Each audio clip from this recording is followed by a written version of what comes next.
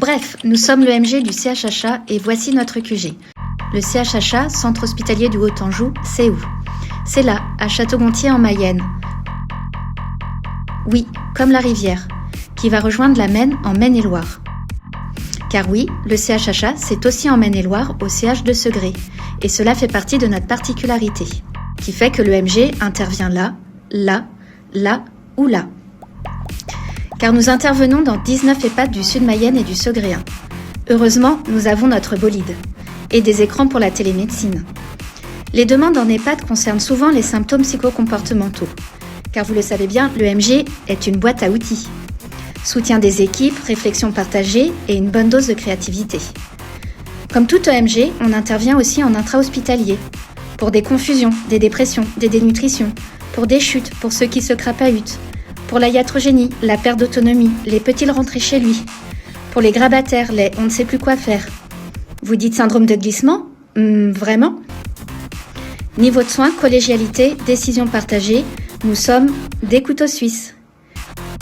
Pour une réflexion partagée avec les acteurs de la ville, des patients complexes hospitalisés, nous animons la concertation domicile-hôpital. Mais toujours en lien avec les médecins traitants, qui nous interpellent via notre guichet de la filière gériatrique. Car l'EMG est au cœur de la filière gériatrique du CHHA. Nous centralisons et analysons les demandes d'hospitalisation en entrée directe, en consultation mémoire ou gériatrique, en HDJ d'évaluation gériatrique, en HDJ SMR ou de prévention multidomaine, etc. C'est la COG, cellule d'orientation gériatrique.